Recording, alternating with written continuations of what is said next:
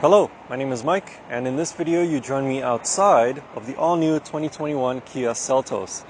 Seems to be a brand new trend in the auto industry right now because cars like these are not quite subcompact like the Mazda CX-3, but also not quite compact like the Honda CR-V. They're a little bit more in between. So direct competitors to this one would be the Chevrolet Trailblazer or the Mazda CX-30. Although the Mazda CX-30 is more competitor with the Buick Encore GX because they're more premium vehicles than this. But anyway, I'm going off topic. That's a story for another time. Let's go for a drive and find out how this one is actually like. And while you're here, make sure to subscribe. Button's right down there. Please, really helps. Thank you.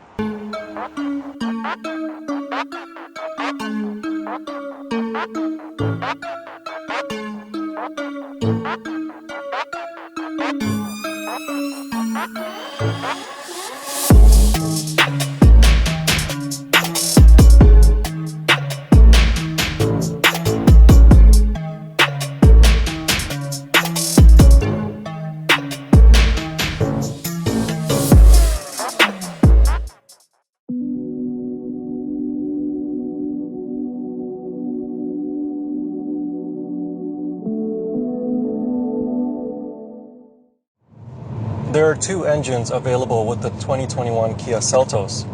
Most of the trims get a 2-liter naturally aspirated 4-cylinder, but I have the top trim, the top SX trim here, so I get a 1.6-liter turbocharged 4-cylinder. It produces 175 horsepower and 195 pound-feet of torque.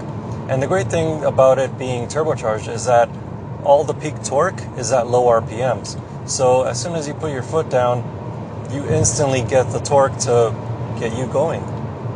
The great thing about this 1.6-liter engine is that it's also really quiet. You hardly ever hear it. In fact, most of the noise coming into this cabin right now is just road noise from the tires. In terms of fuel economy, it is rated for 7.9 liters per 100 kilometers on a highway and 9.4 liters per 100 kilometers in a city. So far, during my time with the car, I've been averaging around 8.5 liters per 100 kilometers, so pretty much right in the middle. So you can achieve those targets that the EnerGuide has set for the 2021 Kia Seltos. Mated to the engine is a 7-speed dual-clutch transmission. Now, normally I'm a fan of dual-clutch transmissions, but for this one, not so much.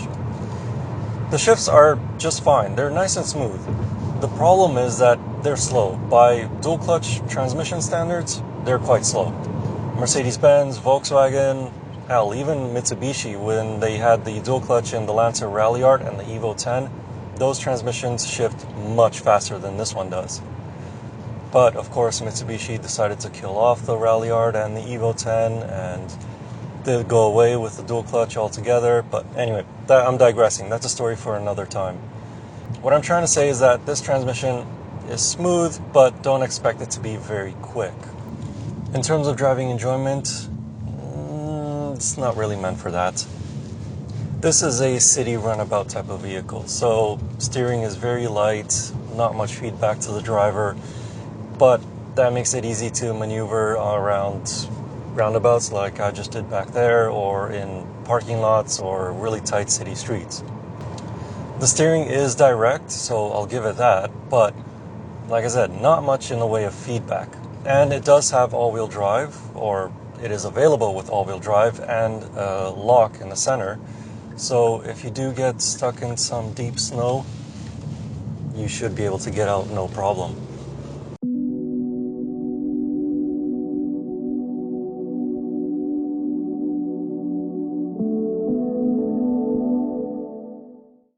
The 2021 Kia Seltos has slightly firmer suspension than that of the Hyundai Kona, which it is based on. Having said that though, the ride still feels plush over rougher roads. The seats also aid in comfort. The front seats are soft, as is the leather upholstery, and the rear bench is quite plush and not firm like in many other crossovers. Sitting inside the 2021 Kia Seltos, there's plenty of space for someone of my height at 6'4".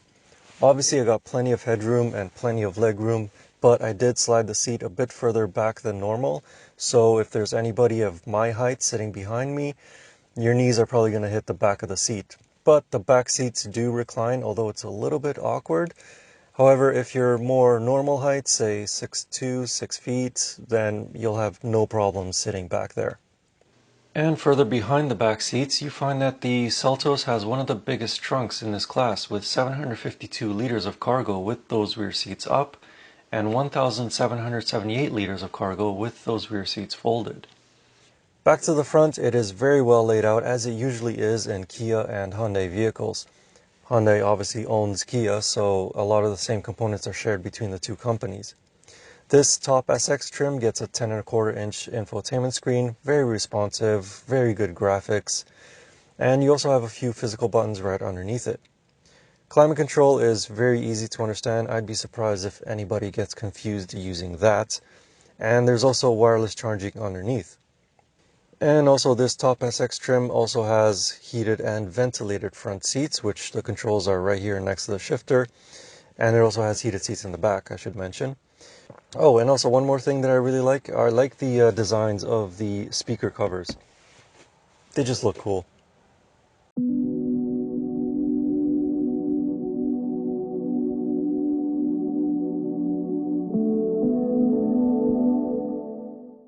As you would expect from crossovers these days, the 2021 Kia Seltos comes equipped with features such as heated seats, CarPlay and Android Auto, Bluetooth, an 8-inch touchscreen, and so on, all as standard. However, it does not have any advanced safety or driver aids as standard. The Nissan Qashqai or Chevrolet Trailblazer do have advanced safety features across all of their trims, and it's a big selling point for vehicles of this class. For the Canadian market, you have to upgrade to the mid-EX trim to receive features like automatic emergency braking or lane keep assist. It's a bit of a missed opportunity in my opinion, as the EX starts at just over $27,500 Canadian, which is quite a big jump from the $23,000 Canadian starting price for the LX front-wheel drive. But there are a couple of unique safety features on the Seltos that are meant to warn inattentive occupants or drivers. The first is an alert if a vehicle or bicycle comes up from behind while you're opening the door. The second is a notice on the instrument display which tells the driver that the vehicle ahead has started moving from a stop. This is mainly for those inattentive drivers that should be paying attention to the road rather than their passengers or phones when at a stoplight. The exterior of the Seltos feels like it was over-designed just a bit. It's not a bad-looking SUV, but it just feels like everyone in the design department had to get their inputs incorporated into the final product. The headlight and turn signal elements alone have more thought into them than an entire car from not even a decade ago. But there are a couple of design cues that I really like. The wheels on this SX trim look spectacular, and I like the ends of the roof rails. It's really hard to miss the Seltos on the road though, so if you want to remain incognito, this is not the SUV to get. So, big question of the video. Do I recommend the 2021 Kia Seltos? Do you know what? I actually would. I really enjoyed it.